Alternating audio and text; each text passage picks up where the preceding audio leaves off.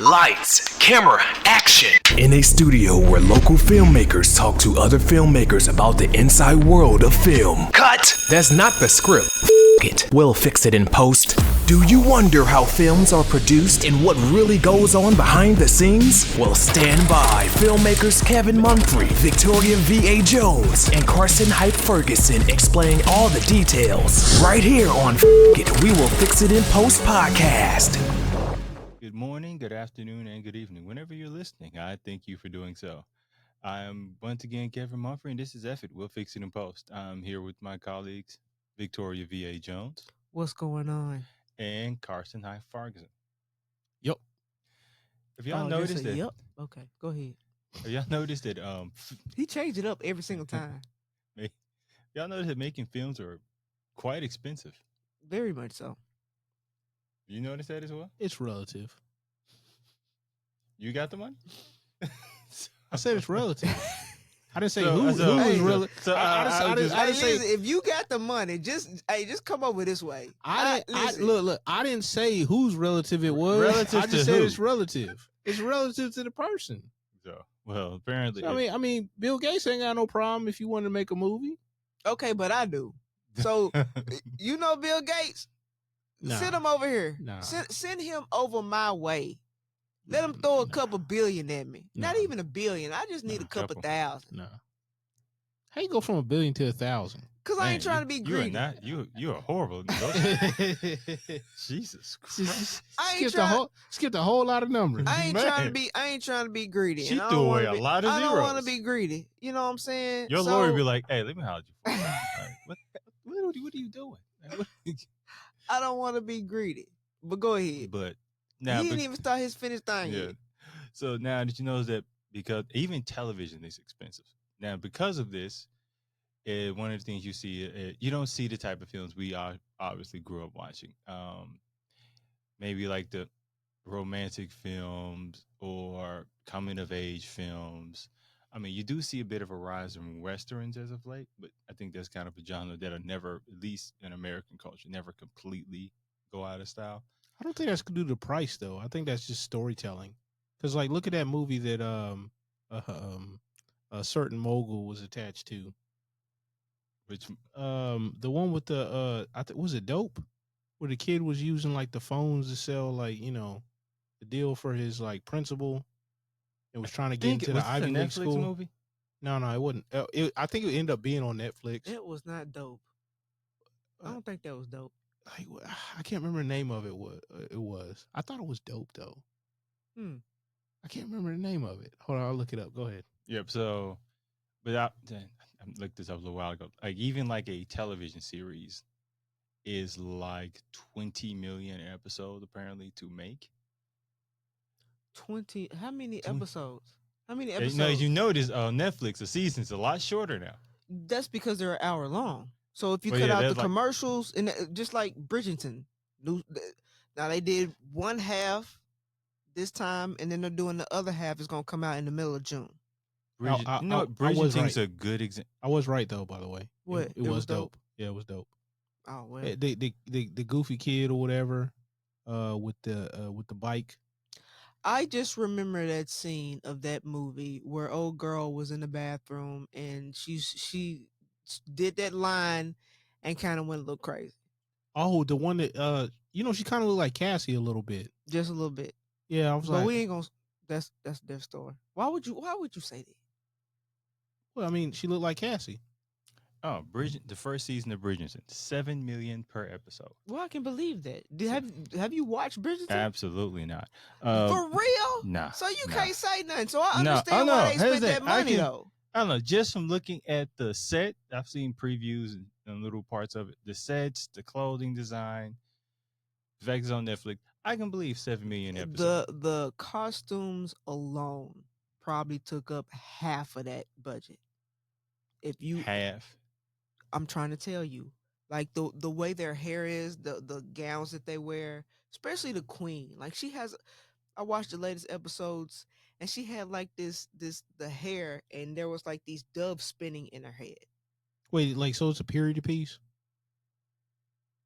Okay, so like Oh. that would make a whole lot of sense. Yeah, definitely a period piece, but Yes, it is. half the budget just for the clothing. And then you have to close all these people. So if you think of, that's why I said, well, it's good to me because I like period pieces. That's just who I am. I just love it.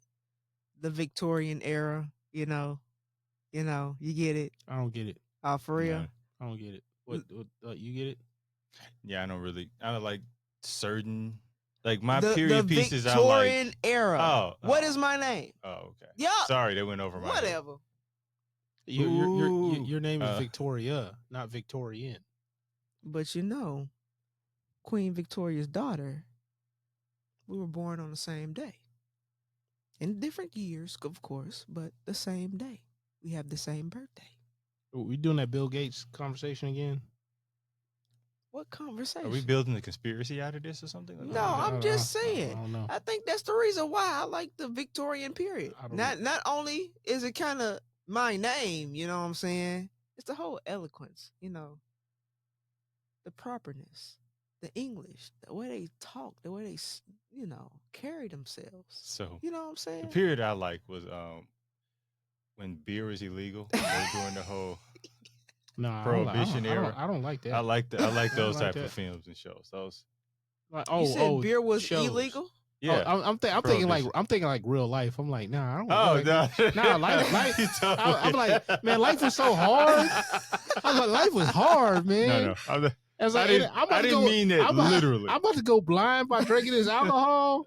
I'm like, man, somebody made this on their stove. Hey, I'm like, nah, man. I remember I saw something on Instagram, and literally it was like this news article of like they were changing the drinking age to like 21 or something like that. And the people were so upset. Yeah. Or 18, I don't know. Probably to 21. Yeah, to 21. And the people were so upset because it was like they were making it illegal to drive and drink and drive. And the people were so upset because they were like, we need our beer. We get off of work, we have a hard day, or we clock out, we want to drink a beer. But you're going to drink and drive? And they were upset. You can imagine what type of people they were. I mean, all the cars were made out. They're like basically tanks. It was a different time. Yeah, it was a different time because I remember like older relatives telling me, be like, "Hey, you should get as many DUIs as you wanted to." It was just a thing. It's like, he got another DUI. Like, man, that guy, something else. It's like, man, like just like all matter of fact about it. I'm sure it was. I think we're going to a whole nother tangent where I forgot what I was going to go once again. You're talking about shows, and how much they cost. And Bridgerton was shows are in the millions. But what I'm trying to get to the point of, could this possibly create an opening for indie films? Yes and no. Depends on what the film is. So why would you say yes, no? So first I'm going to get to the no. Why would you say no? Because it depends on what the film is or what the TV show is. So that's just like with Insecure. It started off as this, and then it grew into Insecure. That's a bigger and better budget. And I don't know what the fan base like, because I remember it was on YouTube, but then I don't necessarily remember like what kind of fan base it had at that time on YouTube. Don't forget, Always Sunny started on YouTube as well. Yeah, actually, it you're did. right. And once it got onto a network, bigger and better budget. So I would think with indie films, I think there's a opening for like the films that, because I was hearing this Matt Damon was on a program on YouTube, and he was talking about like the change in the film industry, and he was saying basically one of the things that killed it was basically the death of the VHS and DVDs. Because, so he's saying like, well, that was a way to have like a second chance at the trough, if you will. Yes, and that's what he was saying. So like he could put out a film, and the film may not make the money, but when you put it out on DVD and VHS, it's just like putting the film out again. So even if you broke even, you could have broken even or gotten close to it, or even completely made your money back. but now it's killed all of that. So he was saying like if he wanted to do like a I'm trying to think of I'm trying to, like a let's say Love and Basketball. Yeah. Let's say he wanted to do that. It may be, and the budget's 20 million. I say he had to maybe use another couple of million just to market it. Then to put it in films, you have to share that with. You have to share the profits with So the theaters. is the budget, is It ain't marketing that a much. part of the budget, or is it No, no, separate from the no, budget? it's separate. Okay. So you have your production budget, Right. then you So have your marketing if you budget. say a show or film, what, $10 million, that does not include the budgeting. I mean the Yeah, marketing. but most of the time they break it down by saying like it cost us X amount of dollars to produce this film. So that's not including the marketing budget. Right. That's But what I'm saying. that's just production budget. Like typically whenever they give you the numbers or whatever, it's just production cost. Sometimes now to like inflate the numbers and to make it seem like more grandiose than what it is, they'll put the total number. Just depends. I mean, now what they're doing, they're just going like to people that already have the stuff produced, similar to the record labels, Yeah. and they'll be like, "Well, we'll give you a distribution deal," and it's cheaper on their end to just license like the smaller content people. Do you think more of that could happen, even just within film, to where I was like, okay, we'll just be a distributor. I mean, it is happening. The thing is, like, the indie market is not as popular amongst like regular people because they haven't made the shift over yet. That, like, you know what I'm saying? I mean, but with the advent of like Amazon Prime and some of these other streaming services that are purchasing some of these films, you know, they're doing a pretty bang up job. Hell, Bollywood has like a permanent spot on Netflix now. Bollywood has always But been it's bumping all though. like No, but I'm saying a permanent spot on Netflix. Like they got a gang of stuff on Netflix now. They've always had it on there though. Not as much on the American Netflix. Not as much as they do now. I mean, that's just like what the Nigerian films that they, or TV series that they have on Netflix. I mean they understand there's different markets or whatever, and they're gonna tap in. That's smart. Now you brought up the streaming services with indie film, because when I was thinking with especially when I've kind of noticed now Tubi has kind of been like that spot for. I have a love-hate relationship with Tubi. A complete. So what's your love-hate relationship with Tubi? People have turned it into a mockery. Yeah, you get films on there. Yeah, you put your films on there, but in my opinion, people are kind of um putting trash on there just to get views. It's kind of becoming like a bootleg market. That's at least how somebody Yeah. explained it to me. Like, so, and because of that, I don't know if you necessarily want to be associated with that. That's the thing. Like literally, like, and there's been several conversations about this. You know what I'm saying? Like I said, I have a love-hate relation. I do not hate Tubi. You know what I'm saying? I'll put my stuff on Tubi, but at the same time, That you don't people want go to your work Tubi, associated with certain other works on there. right? People go to Tubi to look at trashy films. And some people, I'm not saying all, they kind of make a rundown film just to get a little notice. You know what I'm saying? So So I because I've heard that too, and I originally got on Tubi because somebody else put their work on there, and they kind of put me on this like, oh, let me see what else is on there, and I always think, yeah, there is a bootleg kind of quality to it in certain things, but there's also a point where it's like, okay, you can kind of, I ain't gonna say suck, but if you're not at a certain level, you can still have your work shown, and you can put other work there, and you can almost see the growth of a filmmaker. you can do that with YouTube too. You can put your stuff on YouTube and get throw traffic over there. So okay, because you can also put bootleg on YouTube as well, You but can. YouTube doesn't have that kind of moniker, and yet Tubi does. Right, because that's what they made it into.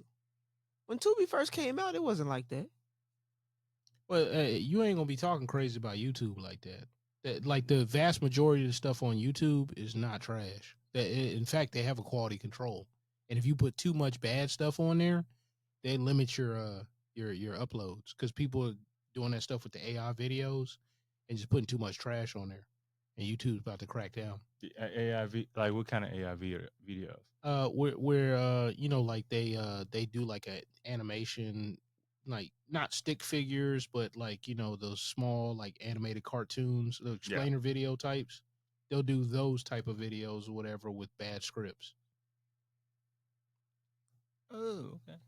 I haven't seen them. I mean, when I see AI on YouTube, it's usually them redoing songs. Yeah, it's mostly like No, music. they have a whole thing.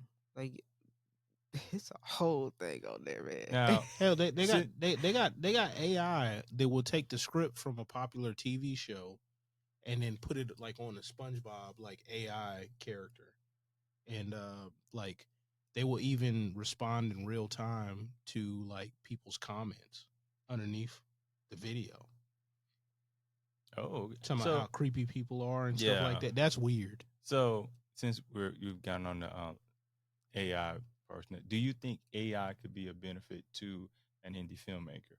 Yeah, I mean any technology can be a Yeah. benefit, but you can't use it as a crutch. Like most people are not really good at telling stories. And the I mean that's what's ultimately going to separate the you know the chaff from the flare.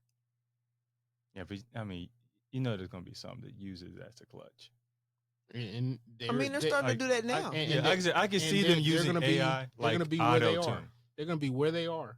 Like, cause I mean, okay, if you're an artist and you're not very talented and you use this technology, whatever, is that gonna promote you like to the tops of the charts and everybody's gonna love you? No, nobody's gonna care because you use this new technology. Nobody cares about the technology. They care about being entertained.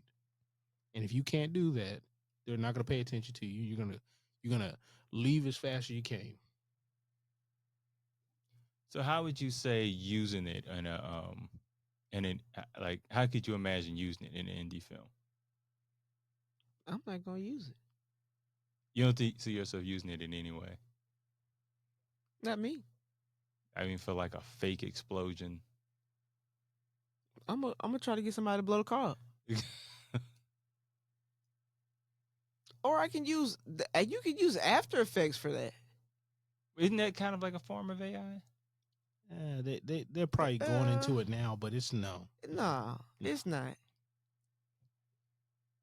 Because I would Or like, animation. You know, yeah. you can use Well, I animation. mean, AI may be the new form of animation in 10 years. I'm And talking about. the technology is not going to be there that as fast as you think it is. So like, and then whatever you get like to what you get at your level, it's not going to be anywhere close to that. Now, like look at guys like Andrew from Video Copilot. Look at that guy, what he's doing, and how he's been doing that for years and been at the precipice. And now to the fact where he was doing special effects so well using After Effects and his plugins that he made to where he's like consulting on film sets across the board because he found a way to do it like cheaper and faster. I'm not saying Yeah. AI is bad. Okay, it's just how you use it. You know, As you, if somebody, if you have never done a film before, you have never been on a film set, you have never written a script, and you go into AI and you let this generate everything for you, and you say, "Oh, I'm a filmmaker." In my opinion, you're not a real filmmaker. you just using You you just just use using Clutch to make it. yeah, you just using the clutch to make your film or make something. So I always think like from the like the best at best, it will if it's done creatively, and I think there'll be some people who'll be able to use it a little bit to make their films look on par to like a major production. At least Yeah, that's the hope. Yeah, but you can do that right now with the tech with all sorts of different technology. AI is not going to do that for you.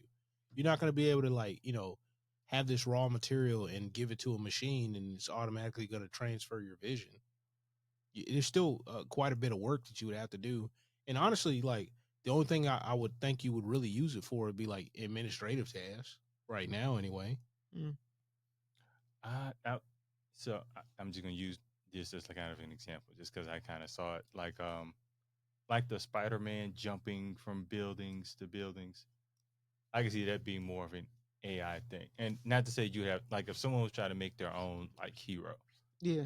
certain like really big stunts that obviously you wouldn't be able to afford to do or get a stunt person to do, you may use AI to do it.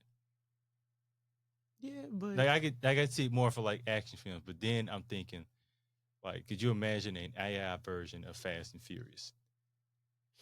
Like, I mean, it would be like the version of Fast and Furious we have now. I think it would be more ridiculous. Like, I think. I mean, like you but how hardly more ridiculous can you get with Yes. those See, damn but stuff? like, Exactly. how many times have we said that?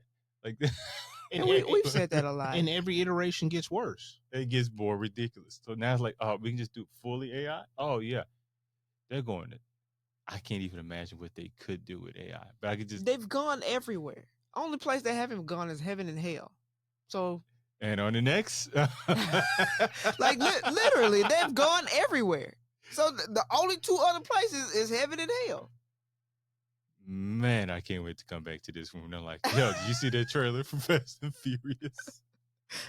I mean, he literally drove through fire in the last one. So, Yeah, but they ain't go in the depths of the deep down below. Or Nah. went past, they went past the clouds into the into space, but they didn't go above space. So was it Nick Cage from Con Air? He had that movie Drive You to Hell or Drive Me to Hell. That he was actually driving a muscle car in hell. Drove out of hell. So Now watch they do that.